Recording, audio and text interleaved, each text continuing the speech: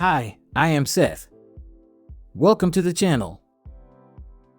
Automating the in-painting process in your workflow can save you time. Take this image, for example. In one step, you can have the AI detect the face and add some light makeup.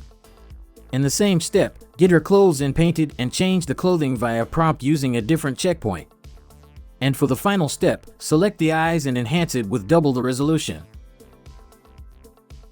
In fact, this extension is so powerful you can take a wholly distorted image like this and restore the face. All this is possible with the ADetailer extension for Automatic 1111. Let me show you some hacks and my unique workflow using ADetailer in Stable Diffusion.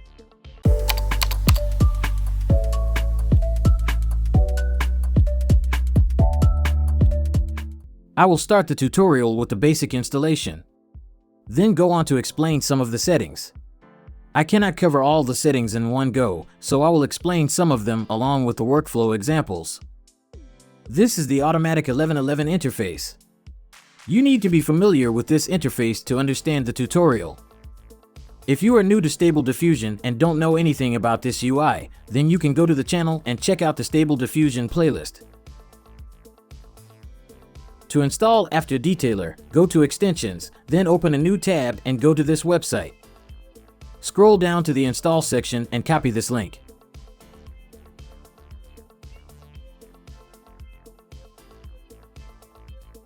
Go back to Extensions and click on Install from URL. Here, paste the link you just copied and click Install. Wait for the installation to complete, then go to Installed and click on Apply and Restart UI.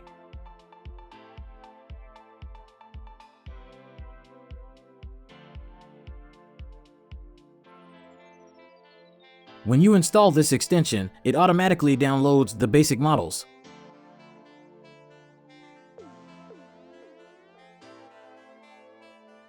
You can verify by going into the ADetailer tab. These are the default models that it installed. For this tutorial workflow, I would use 2 extra models that need to be downloaded manually. Go back to the web page, scroll down, and you will find a Hugging Page link. Click on it.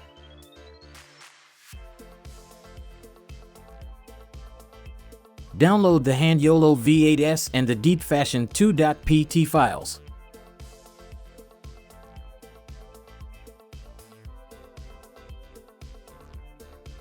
Take note of the location. You should save the 2 files in this folder. After saving, restart Stable Diffusion from the command prompt. Before I proceed further, you should probably change some settings for ADetailer. Over here, increase the max models to 3. Also, make sure the Save Masked Previews and Images before ADetailer are ticked. The Save Masked Preview saves images showcasing what the model has detected and masked, whereas the Save Images before ADetailer will save your original generated prompt image before the model applies the changes. This comes in handy for doing a comparison of before and after.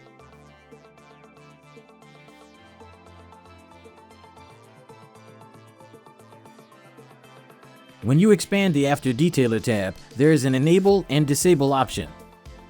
You can also see the first, second, and third tabs here. Similar to ControlNet units, you can have multiple detection and settings for the generation in one go. For example, you can have the face selected on the first, hands on the second, and the eyes for the third. And you can customize each and every setting individually as per the requirement. These are the models for the ADetailer. YOLO stands for You Only Look Once. You have 2 YOLO and 4 media pipe models for the face. In the YOLO models, you will find versions ending with N and S. The N version is about 3 times smaller, but the S version is stronger and more accurate. For this tutorial, I am only using the S YOLO versions.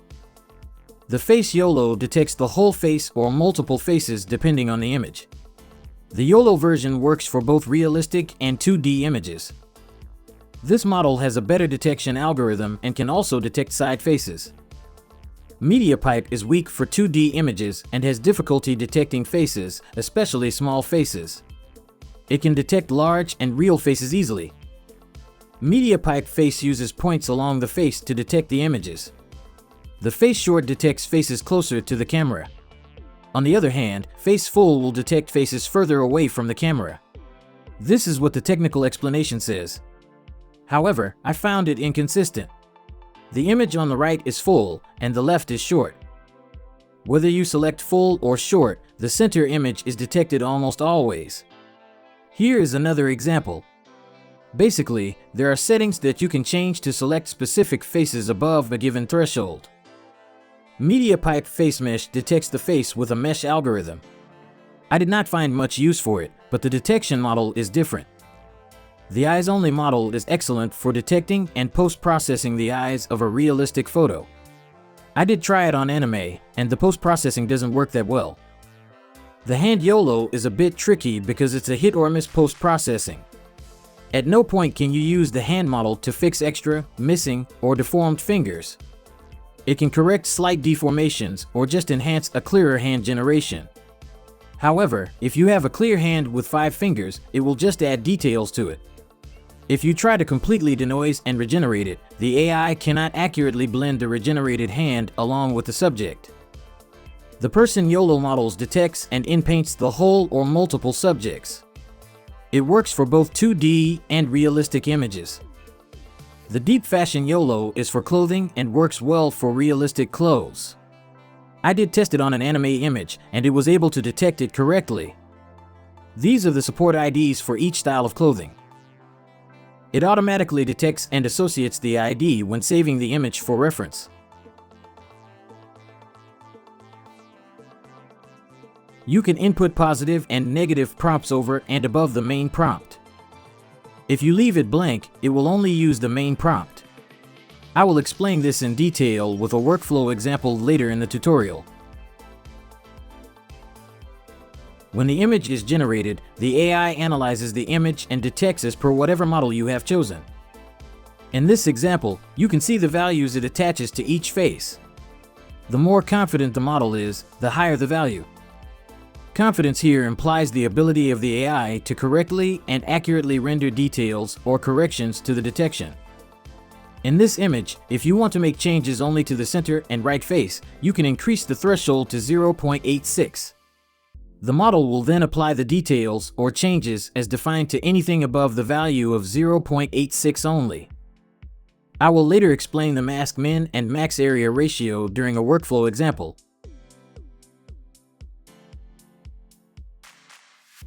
The mask X and Y offset moves the inpainting mask along the X and Y coordinates. This won't show in the saved preview, but when applying the effect, it will go as per the coordinates defined. Why would you use this? For example, you generated this image. Look at the area of selection for the face. This is a low-resolution image, and say you want to enhance the details. Using the normal selection, you get this image. However, if I change the X and Y coordinates to positive 50, the masking area will move towards the right and up by 50 pixels. This will improve the details on the subject's left ear as well. This is done using the same face model twice. Only the second setting will have different X and Y coordinates. The mask erosion and dilation slider is set at 4 as a default. If you increase this value, it expands the masking area. However, in doing so, the center of the mask makes the image blurry. Reducing the slider shrinks the masking area. I did not find any use of these 3 settings for my workflow examples. This is because I used another method to achieve what I wanted more accurately, which I will showcase later in the tutorial. Unless you have very specific needs, just keep these settings to default. The mask merge takes multiple detections and merges the inpainting before applying.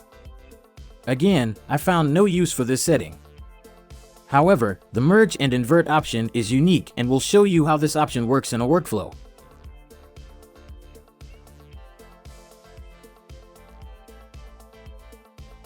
After Detailer works by blending the mask with the surroundings through blurring. The inpaint mask blur slider does precisely that. Increasing it makes the blur wider. I strongly suggest keeping this value at default. The denoising strength tells the AI how much to change the image in the masked area. A lower value means the image will be close to the original, and a higher value would result in a very different image. I do show how to use this option in the workflow correctly. It has a bit of a learning curve. Keep this option ticked. Otherwise, it will unpaint and regenerate the whole image and may give you undesired results. This option defines the padding on the mask. If you want to increase or decrease the mask padding in all directions, change this value accordingly. By default, the model will use a predefined resolution to generate the masked area and resize it to the resolution of the output. This setting has to be used carefully. When you enable this, the AI will use a separate resolution as defined and resize it. This does not mean that using this setting at a higher resolution will always result in sharper images. After experimenting, I found out that this does not work for the faces at all and in fact, makes them blurry. However, there are some instances where you can use this, and it gives fantastic results. Also, using a high resolution will take up a lot of VRAM and more time for the generation. This setting is completely GPU intensive. Enable and define these settings if you want the steps and CFG scale to differ from the original. You can use a separate checkpoint, matching VAE and a different sampler for the mask regeneration. I found these settings extremely useful, and you can get very creative with this. I will show you some workflow examples on how and when to use this correctly. Keep this option disabled, as using the Restore Faces function after applying a detailer makes no sense. ADetailer does a much better job than Restore Faces.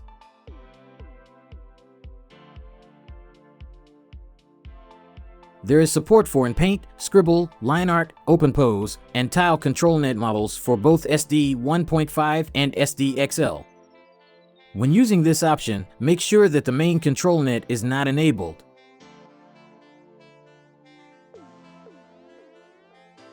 Moving on to the first workflow.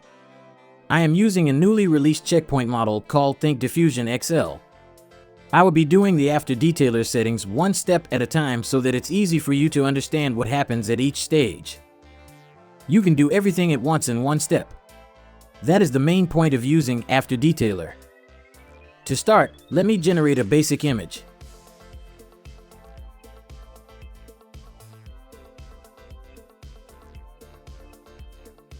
Even though this model is one of the best realism models on Civit AI, it produces low-quality faces when the subject is zoomed out. In such cases, ADetailer works best. I am selecting the face YOLO model and will generate the image without changing anything else.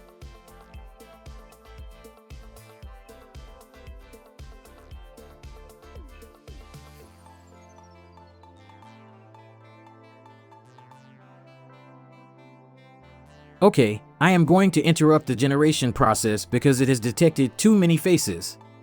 It did save this image, so let me bring it up. What I want to do here is to correct the center face only. So, I need to change the confidence threshold to 0.82 or higher. This way, the model will select only the center face and add the details to it.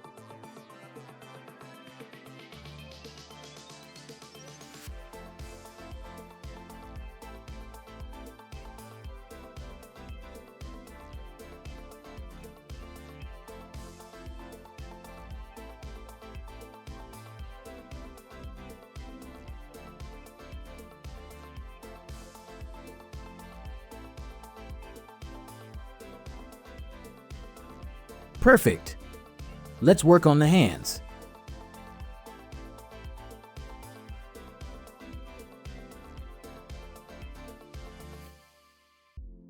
I am selecting the hand YOLO as the second model for ADetailer. Without changing any settings, let's hit generate and see what happens.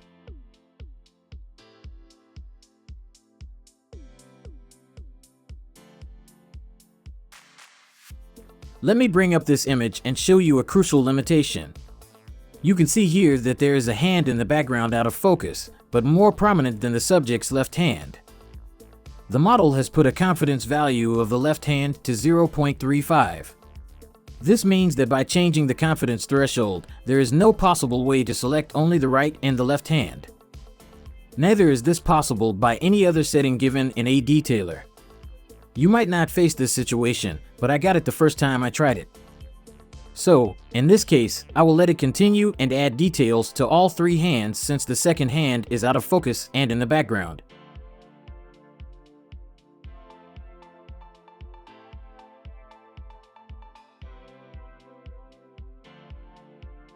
I used the same checkpoint model to generate the new hands. Even at the default setting, they look a bit fake.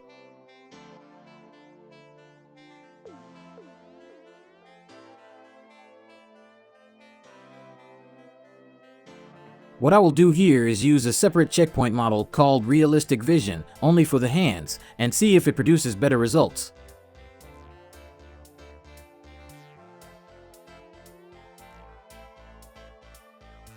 Also, I'm increasing the denoise strength to 0.42.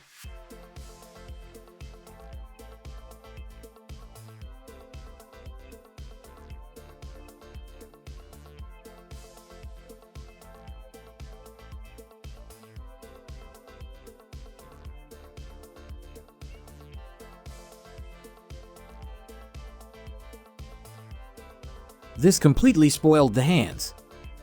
The mistake was that I did not input any negative or positive prompt for this checkpoint.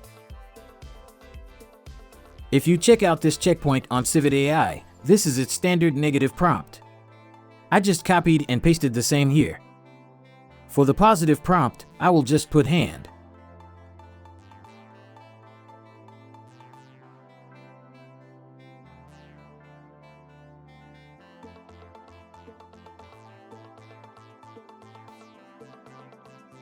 The hands are now much better. This is one way you use multiple checkpoints in ADetailer. You can also add a prompt in the first model. For example, 60-year-old American male and generate the image without changing any other setting.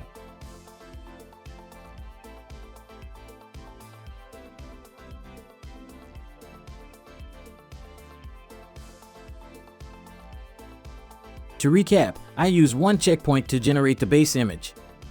Then, I used the face YOLO with a prompt to make the model older. For the second model, I used the hand YOLO and another checkpoint to regenerate and fix the hands. This entire process is done in one generation. Let's move on to the next workflow.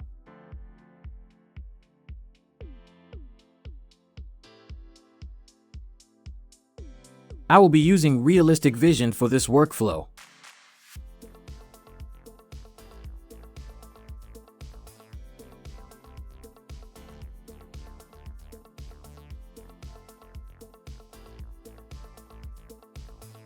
Let's use a high-resolution fix this time and upscale the generation by 2x.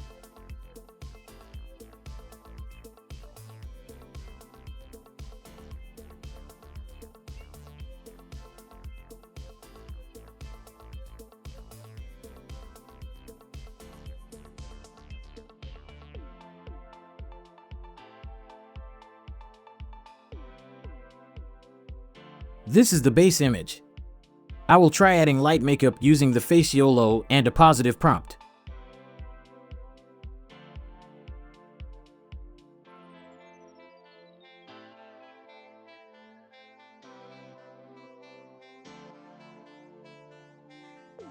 The prompt is light makeup, coral pink lipstick. Remember, there is already a main prompt. Adding a positive prompt in ADetailer will only reflect the in-painted mask without changing the entire image.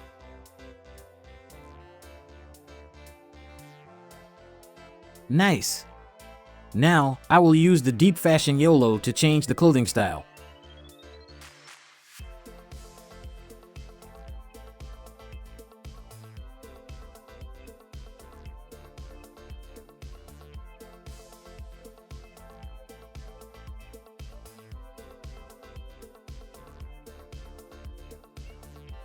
This is one instance where you can use the denoising strength value at 1. When you do that, the model replaces the mask with a newly generated image. And we want that because we are not adding to the clothes, we want to change the clothes. Also, I am using a separate checkpoint and sampler. When I do this, what happens is that the regeneration of the clothes sometimes causes some blending issues. To avoid this, it's best to use ControlNet here. For this instance, the tile ControlNet model works best.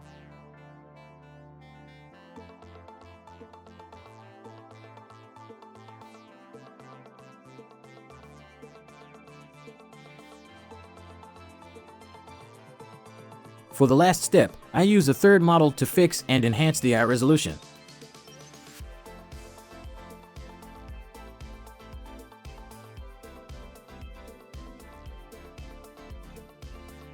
Here, I saw better results when I used a separate higher resolution only for the eyes.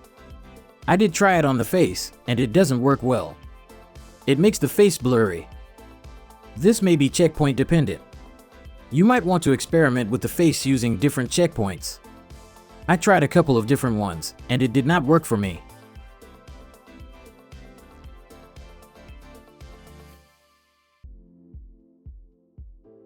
So this is the final image, but let me zoom in on the eyes so you can see the difference. The bottom image is with the standard resolution, and the top is with the 2048 resolution. I will show you another workflow quickly using everything at once in one generation.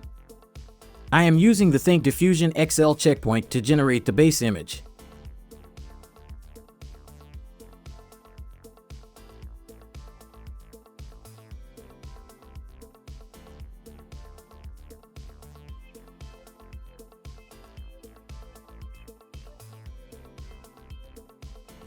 For the first After Detailer model, I am using the Face YOLO and the Realistic Vision checkpoint to change the face completely, and After Detailer did an excellent job blending it.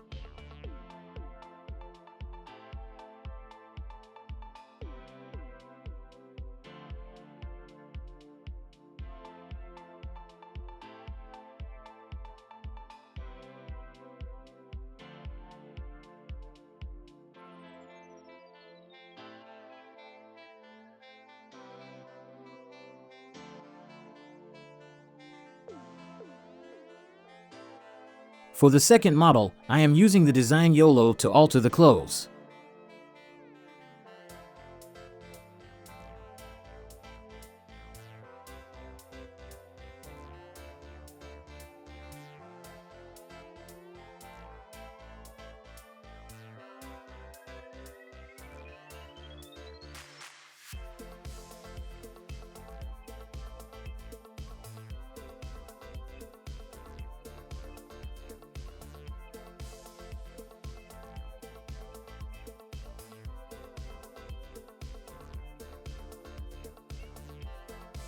Finally, for the third model, I changed the eye color using a prompt and enhanced the resolution.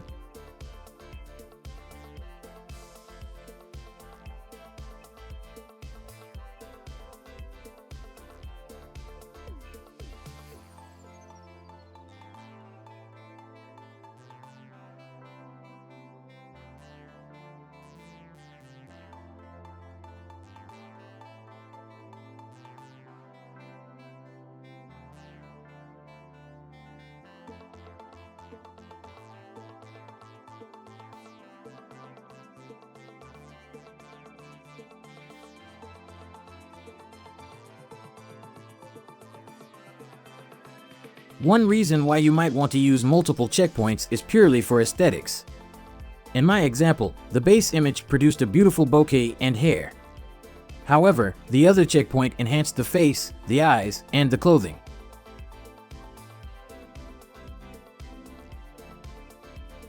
This is the last text-to-image workflow using After Detailer.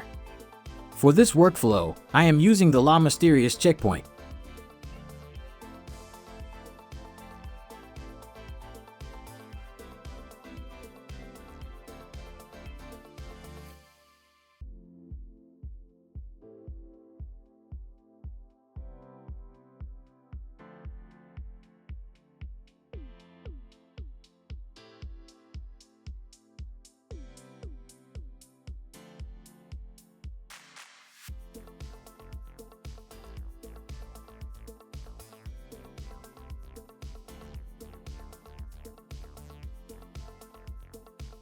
For this anime image, I want to enhance the entire image without touching the clothes. To achieve this, I would use the person and the face YOLO models.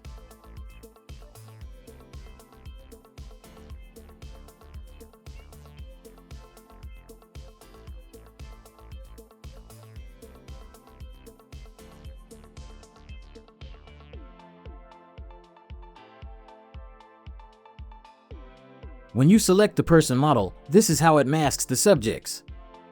The thing to note here is that if you apply a detailer using the person YOLO, the mask area becomes blurry after regeneration. You can solve this by increasing the resolution to 2048 and in painting. When you do that, the face and the clothes in this example get much more depth and the shadows become too dark. Overall, the image becomes too contrasty, which does not blend well with the flat anime look. This is why I am using the person YOLO to select the two subjects and, at the same time, using the merge and invert option so it adds details to the entire image except the face and clothes.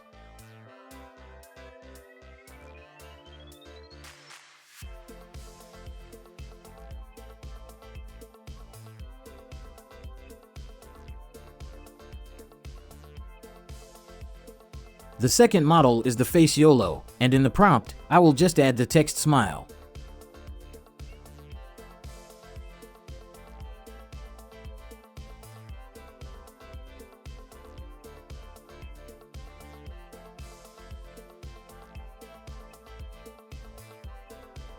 Let me show you a comparison so you can understand the difference.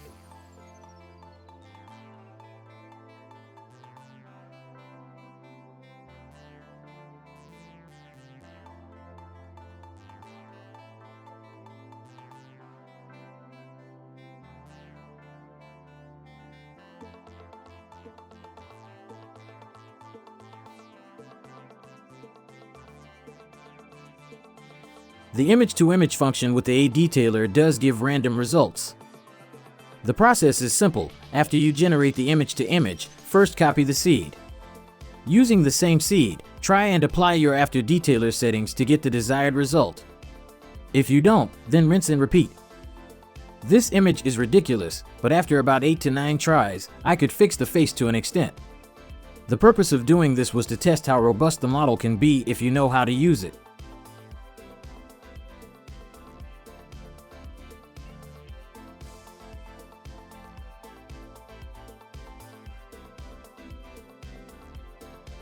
For image-to-image, always use the denoising strength from 0.1 to a max of 0.3. Otherwise, the image will change drastically.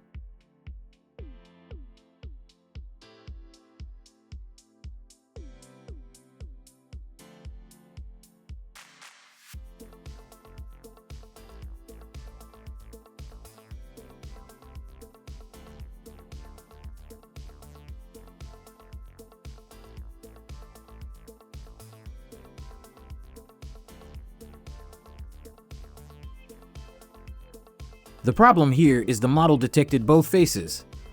Since I want to change the smaller face, not the big painting behind, the confidence threshold won't work here. Also, the smaller face is not correctly regenerated.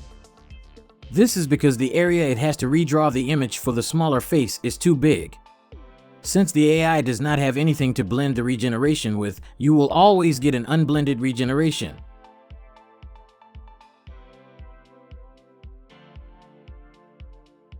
To have a lower confidence threshold selected, we should change the mask min and max area ratio. The value of 1 for the max ratio means 100% of the pixels.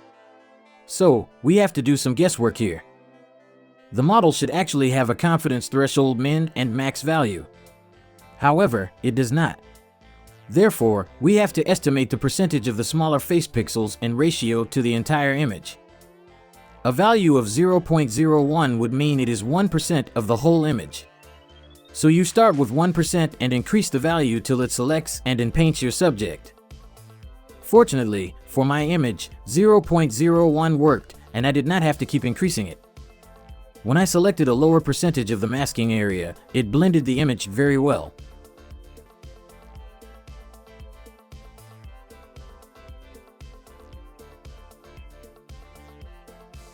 I hope you learned something new today in Automatic 1111.